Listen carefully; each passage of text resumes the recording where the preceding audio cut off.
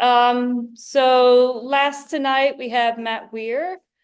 Matt's work is inspired by prehistory and considerations of fossilized behavior. His work also finds itself responsive to the anthropocentric situation wherein humans are busy altering every place and Earth system. Matt considers himself to be a figurative artist due to this inherent self-interest.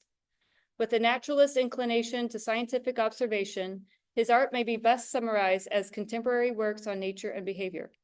Matt Weir is an accomplished artist with works and exhibitions at 21C Museum Hotel, Kentucky Museum of Art and Craft, Evansville Museum of Art, History and Science, and Bernheim Forest, among many others.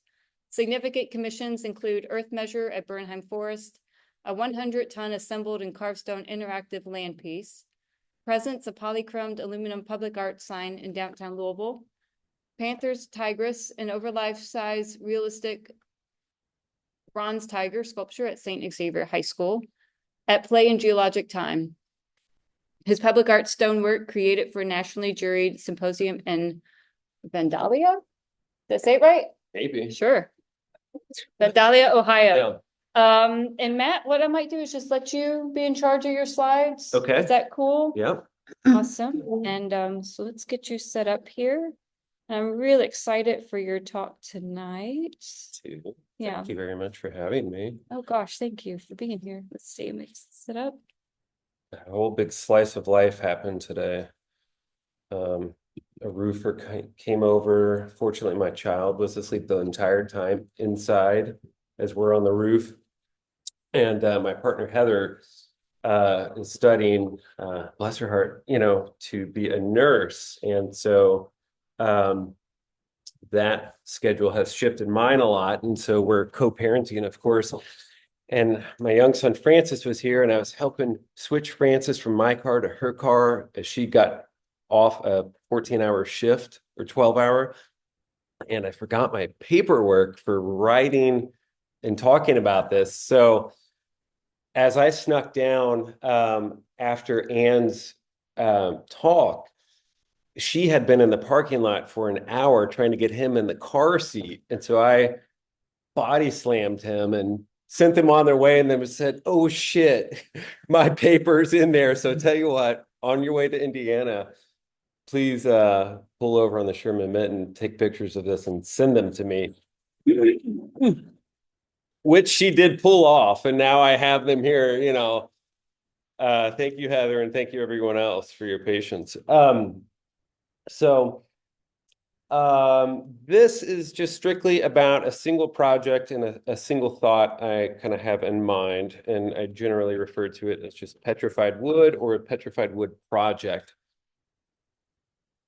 This is a diverse and exploratory body of work regarding a single piece of petrified wood and its temporal human encounters. This project is both a scientific and an art exercise. In this respect, the things my muse and my art practice in regards to this object might be considered note-taking. The object weighs 46.060 pounds. The principal material is silica. It's millions of years old. It's just passing through. I took a class through a program, an online thing called the Alternative Art School, and Mark Dion was my instructor. And for that class, I assembled the first assemblage of some elements of this work. The whole work and the whole body of work really, for the past 13 or so years since I've been developing it, is really kind of an accumulation of things. Sculptural, photography, drawing, painting, audio, interactive, very high tech, very low tech. And so this incorporates some of that, and I produced this as like a 60-minute video 60-second video for Mark's class. And so I'm going to speak over some of this. This is a still image of the woods behind my house. I suppose you all could hear the audio out in the world, but maybe not so much here, which is fine. And I'm still just kind of, coming to understand what this project is, which is very much appropriate to its nature, I think. And what I'm doing with it as an artist and as just a person that's come across it. It feels like this just subjective kind of deep dive into all things time and materiality. These are drawings of it. So we human beings, we have distorted that biodiversity nature. That's the object itself, which to me is very fascinating, but the least important part of the entire project.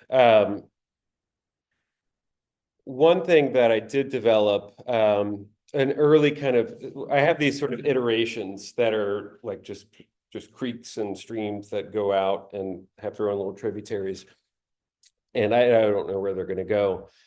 And, they come to me through conversations, out at a gallery, at a talk, having and getting all these ideas from Charlie, Frank, and Anne, which were all amazing talks. Thank you so much. So one of the early thoughts that I did dive into was I asked, I got in touch with Louisville School of the Blind, and they put me together with two young children, Tabby and Joshua. I met with them and we spoke for about an hour, just introducing the physical object to them, the actual piece of petrified wood. They're of low and zero sight. And so we just spoke about this thing. And at the end of it, they wrote stories about this object. Gathering media from that is both their stories that they wrote, and then I was also digitally recording the conversation as well as recording the conversation on audio cassette, which is great because at one point, Tabitha reached over to the audio cassette, which was humming on the side of the table, and I stopped that and got the tape out, and we kind of explored that as well. This is some One day there was a tree that lived audio in a translated. forest, and a woodpecker was. It picked every That's day Morse so it code. could get some food. Woodpeckers like we'd be. Так и увеличились. That was Jack Fox. He's a famous voiceover artist, and you'll maybe, especially here in Louisville, recognize him from the moving sidewalk is ending at the airport. Y en él encontró $12,000.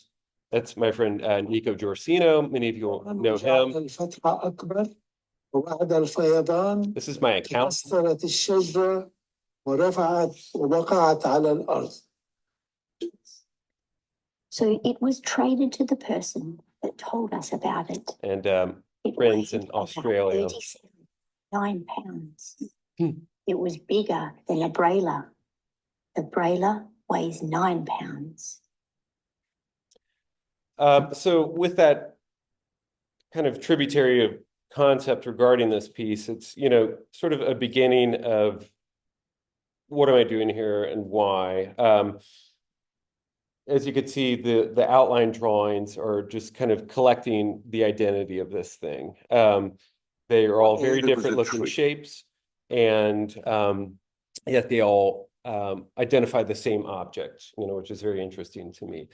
All of the different languages, telling these stories are elements of audio that, you have to kind of think back to my interest in the nature of this project as being just materials or media to use for future iterations of what I'm doing here, which again, I will be the first to say, I don't know what that is.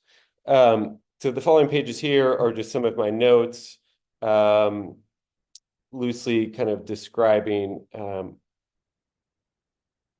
how I am organizing this.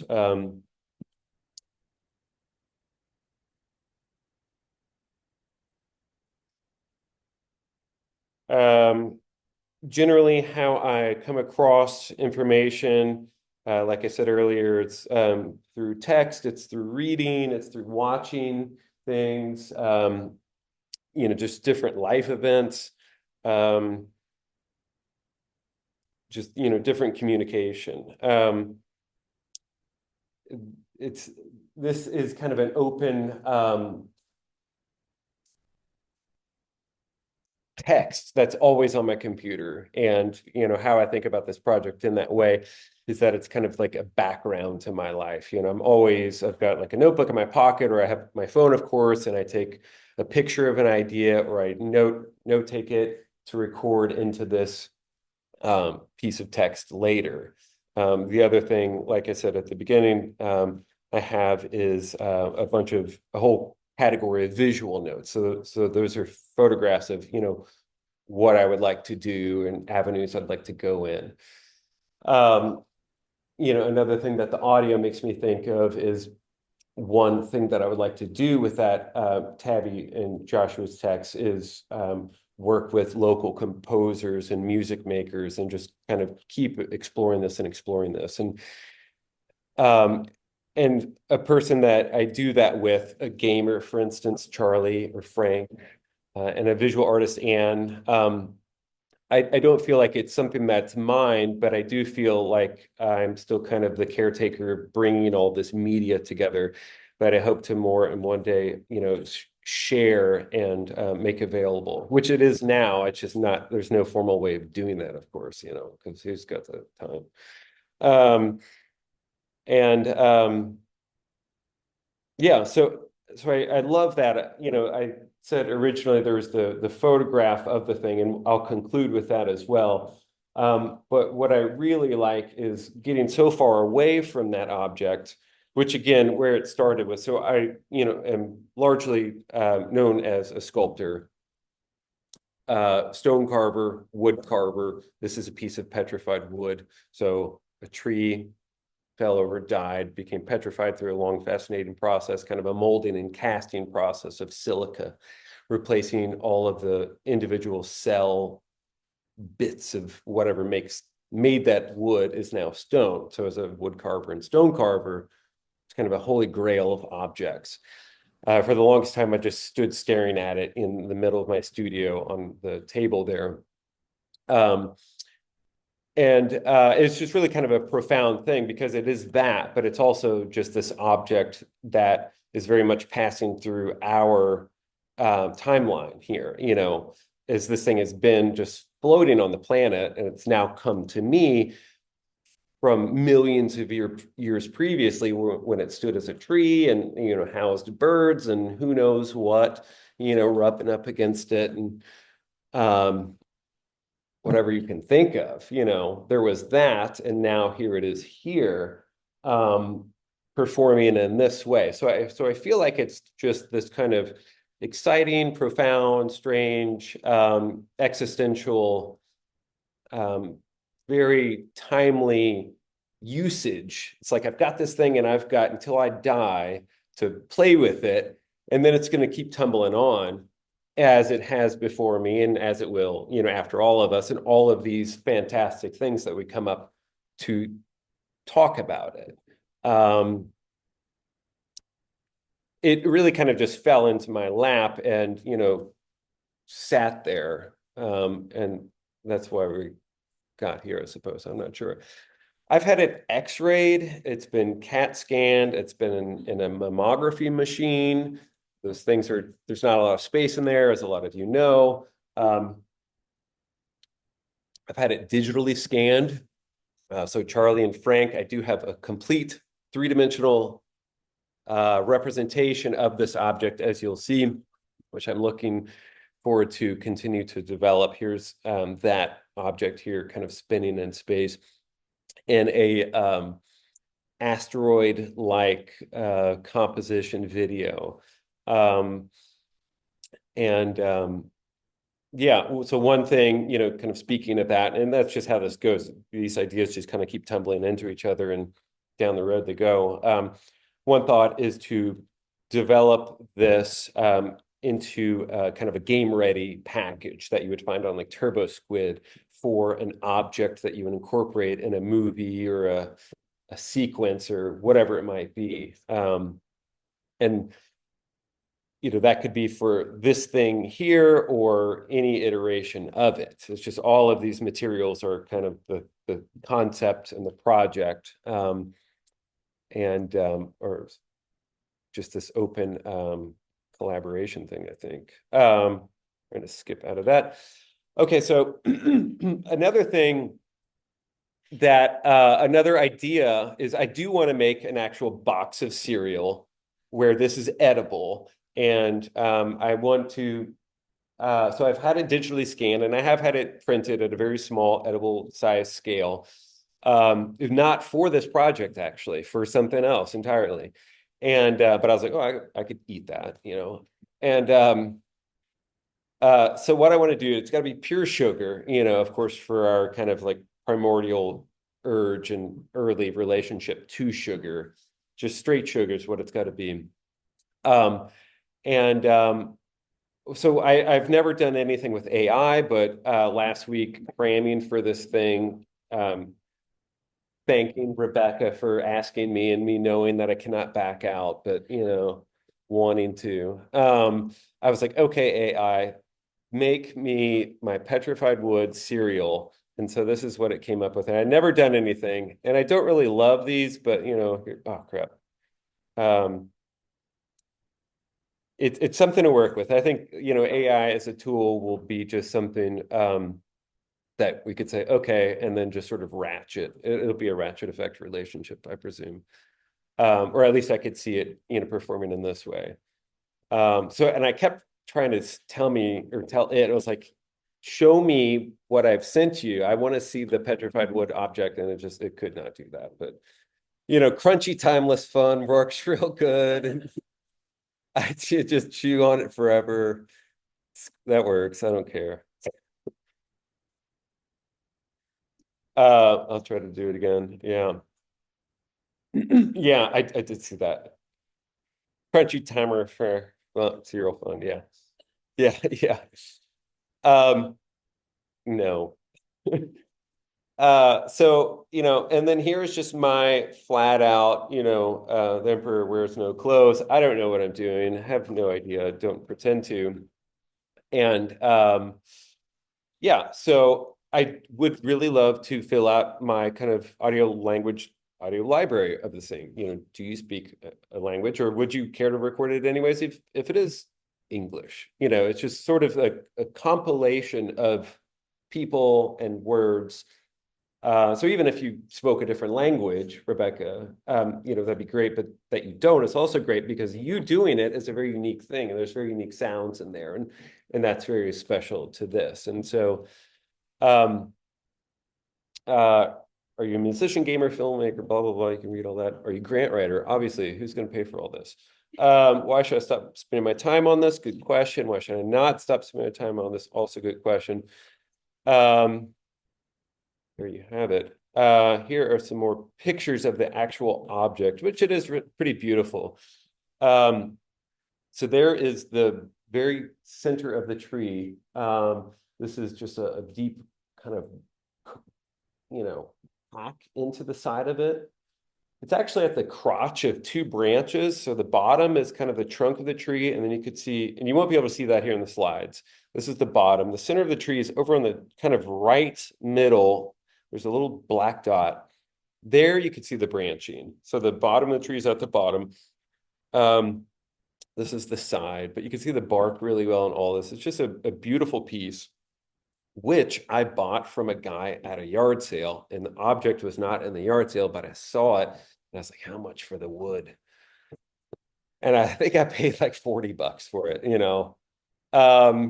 And he told me where he got it, and I've got that guy's address, and that guy I think is dead, but he has sons, and so I'll probably harass them one day about where it came from, because that is the whole thing, as many of you are thinking about petrified wood. Well, in addition to the curse of having petrified wood and removing it from the location, which I'm not concerned about. This is entirely something different. This is another project that I'm working on and have been for longer than petrified wood. This is kind of just some contextual work for what I'm interested in, what I do, what I think about when I'm thinking about art making.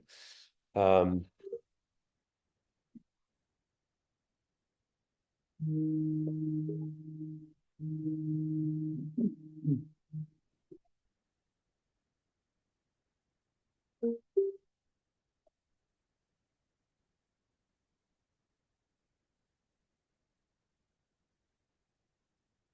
this is sculpture work called Flop, obviously. Frank, I think you're maybe enjoying that element of it. It's just this kind of inherent beauty I was trying to create in choosing this proportional kind of golden ratio Fibonacci form and constraint.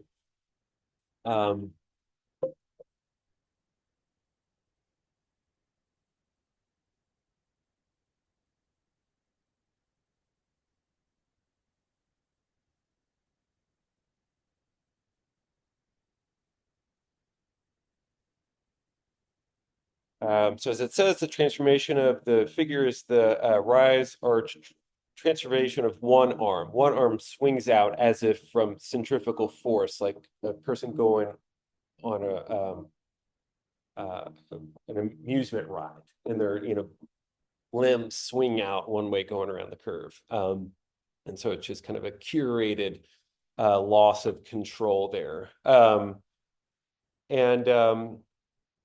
As I said, that piece Flop is a bit of context for this. It's kind of dark humor, I suppose. Flop is a figurative sculpture showing essentially a white male figure, fist clench. It's kind of I think of it as a geological time scale like work where you could see the connection to this piece as well. Being the rise of our species, and somewhere over that archway, or just before it or leading up to it, however you can think about it, this kind of loss of control. And then that figure in our species, comes crashing back down. And so what I like to do is I like to kind of look at that arch over there on the left-hand side and kind of say, where are we? Are we way over there on the left part of it coming down now, or are we just realizing how much we fucked it all up? Just at the very beginning. Yeah, so the kind of geologic time scale, big time scales of thoughts, and trying to also, enjoy them. Flop is also one thing that has come to me. I've, thought about it in this very kind of hard way, this kind of very angry, frustrated way for so long. And then actually just recently, within the last couple of years, really thought about it as the space that it is actually not, which is the space through it as kind of a passageway through this archway, and sort of in that way an opportunity to interact with the artwork, and in a way to consider the artwork and kind of move through it in sort of time and space, recognizing the nature of the artwork and our very precise actions and how they must be now, and kind of engaging with us in those timelines. Likewise, with petrified wood, I've kind of begun to think about this as sort of a self-portrait for me, moving through time and, on my own path in my own life, in a much more proximate fitting of time. And so another extension of that thought, as I said, they go, is self-portraits of me from when I was a child, where I would kind of block out everyone else's face, or kind of scrub it with that shadowy look where you can't identify someone, and then have me in there, which is a very self-oriented thing that I don't like to do, but and that would be fit inside of these frames. So it would be like the mat board would be, the exterior part, or the mat, how a mat frames something. So that mat would be that shape cut out.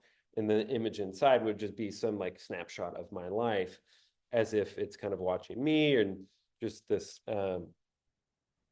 interesting, me thinking of my relationship to it. And I'm much less likely to hit the brakes on an idea regarding this project, just because I think they're all kind of valuable and important in some way. Maybe one day we'll know what that is. So that's it. Yeah.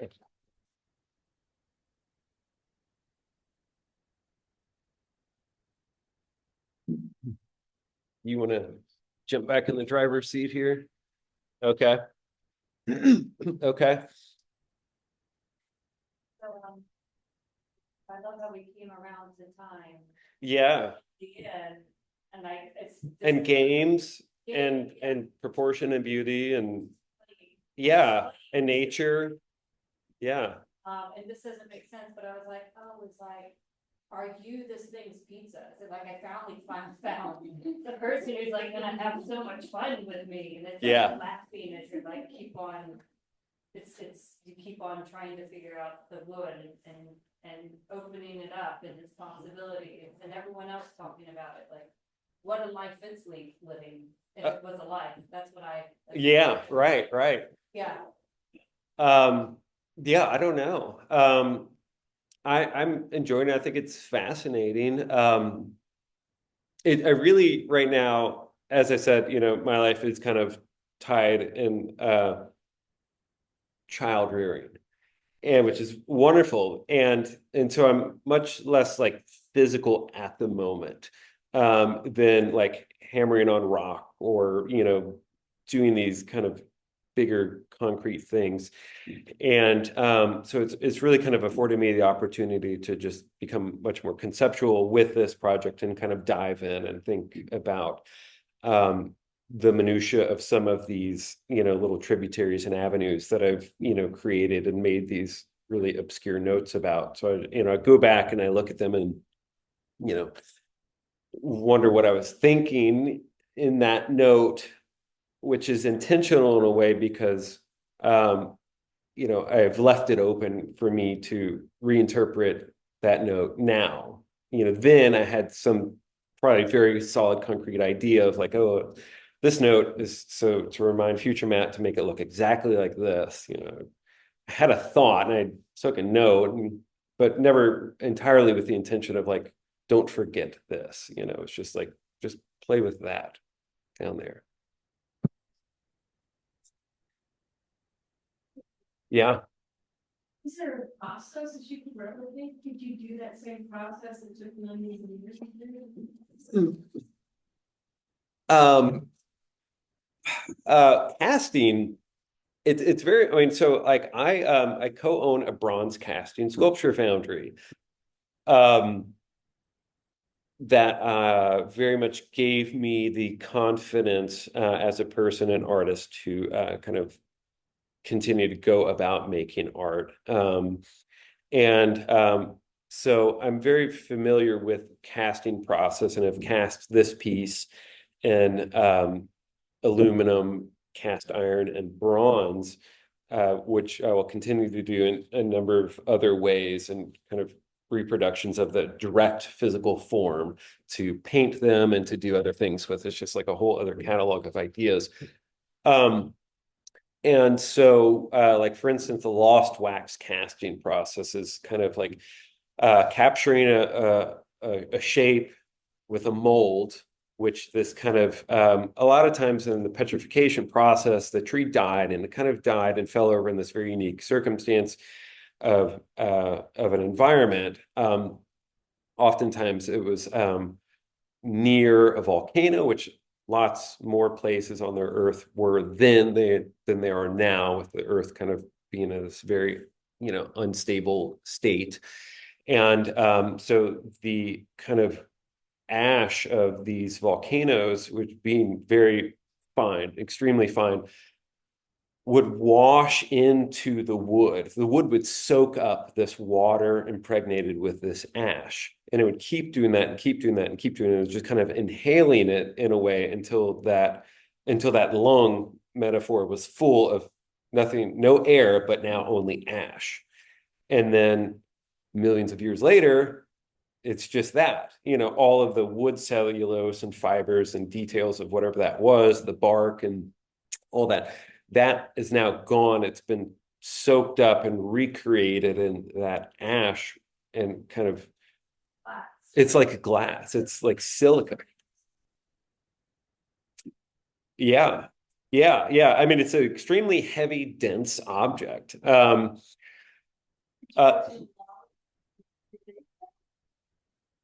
I did come across something years ago where they sped up the petrification process to this like very quick rate. I don't remember how quick it was, but I mean, like days or something. Somehow. I don't remember.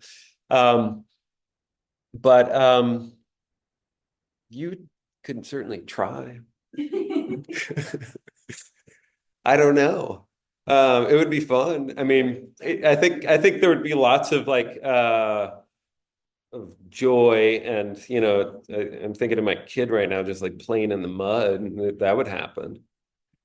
You'd get messy and other thoughts would come and other art projects would come from that, and you'd be like, I don't care about the end anymore. I've got this, Um, but yeah, I mean that thought alone is kind of like an avenue for, a potential thing to look into in the future. Like, what if I did do this and like films that, for instance, one thing I've not done as much with this is actual just like filming, like a video or movie on any kind of like media format.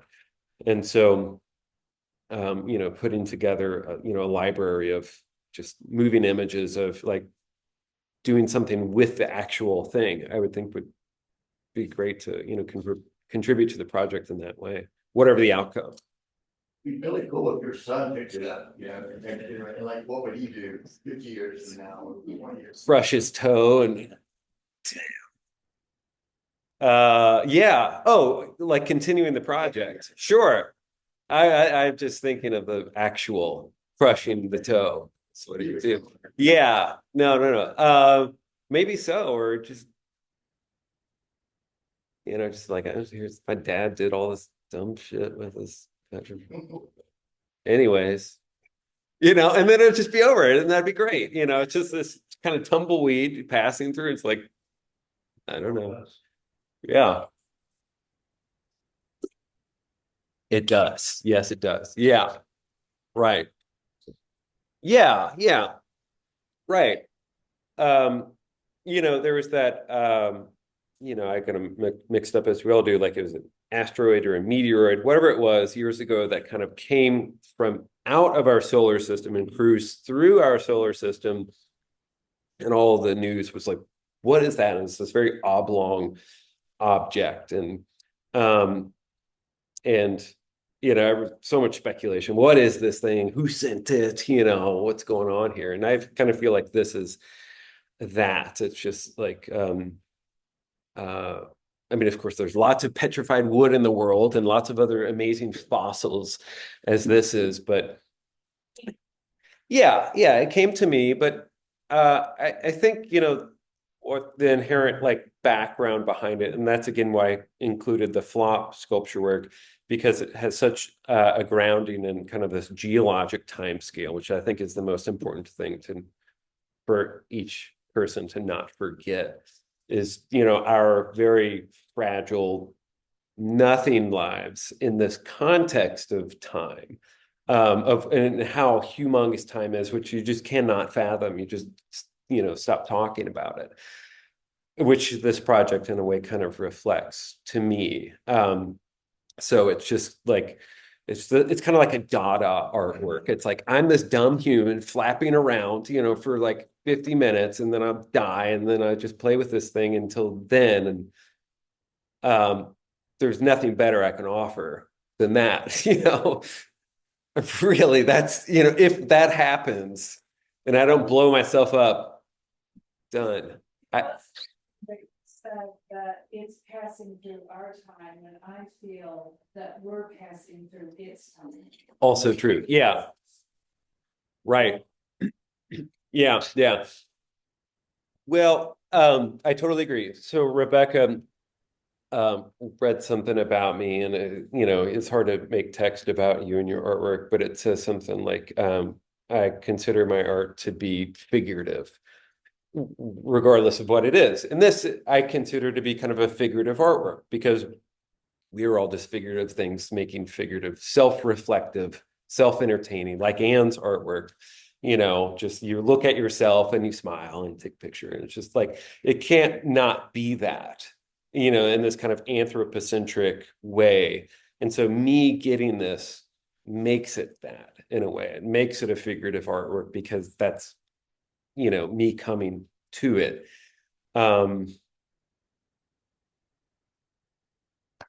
Yeah. Giving meaning to it. Yeah.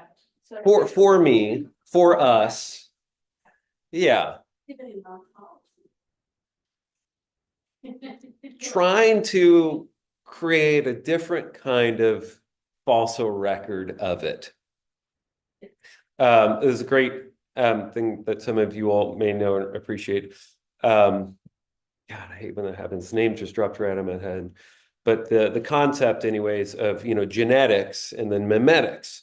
Who am I thinking of? Charlie, do you know? Great. Yes, thank you very much.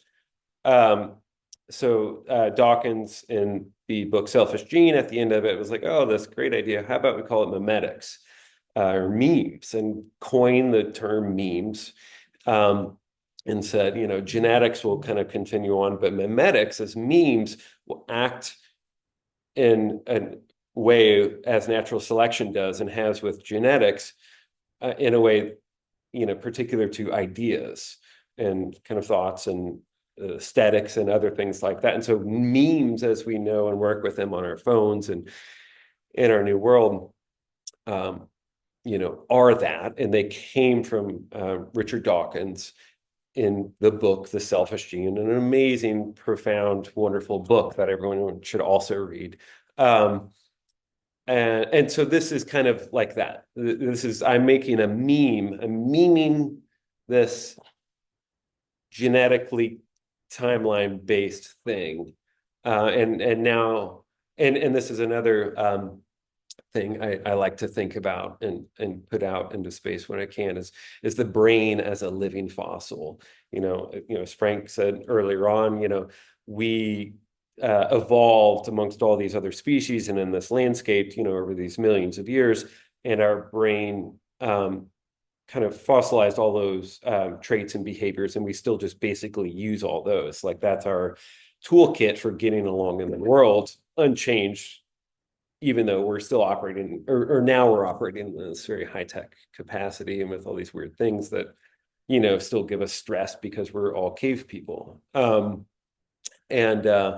so, that mimetic creation of this project is, makes sense to me, and I get that. And so I realize that, and I'm kind of, chewing on that as well.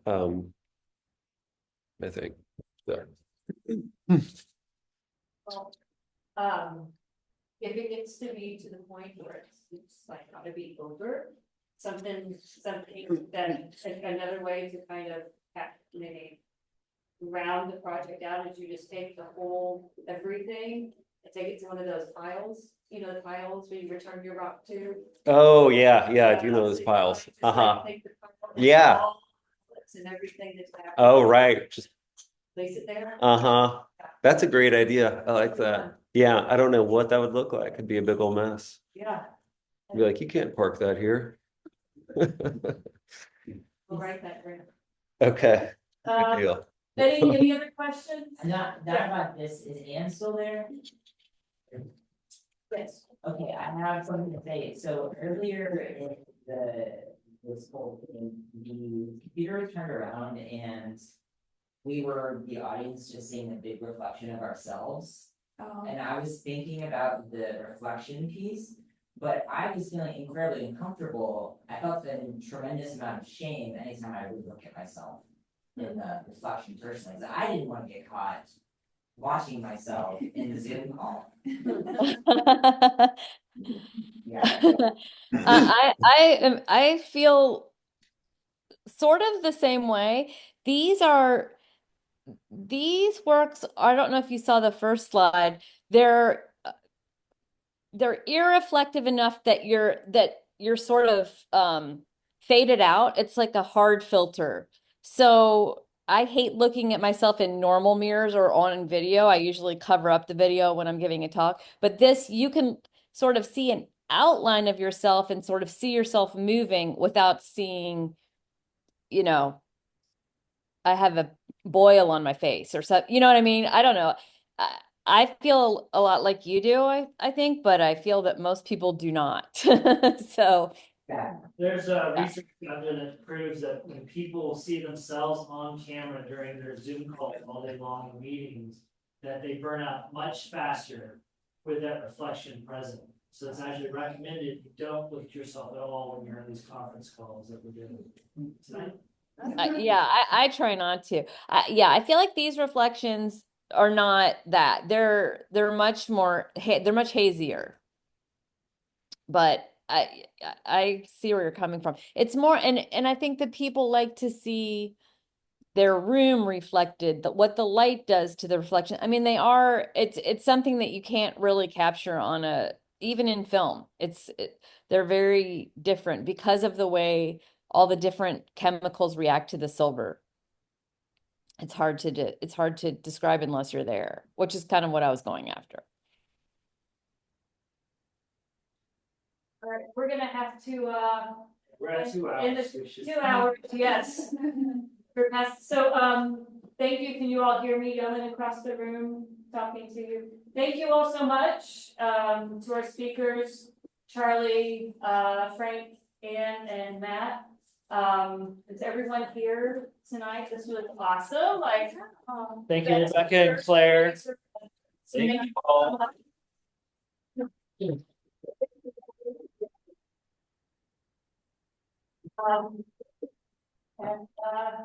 yeah, I look forward to going. Yeah. So, Thank you, Frank. Thank you, Ann, for participating remotely and hanging out through this whole thing. It was really awesome to have you. We'll follow Thank up. you. That was a lot of fun. Thanks. And thank you all for coming out on a cold, rainy night, on Monday night. And hope you enjoyed it. Thank you so much. There's some food and drinks downstairs, the second floor, if you need a quick snack as you head out. Thank you. All right. Bye, everybody. Thank you. Bye. We'll see you. Nice to meet you, Frank. Nice to meet you. Thanks. Uh-huh. Bye. Bye.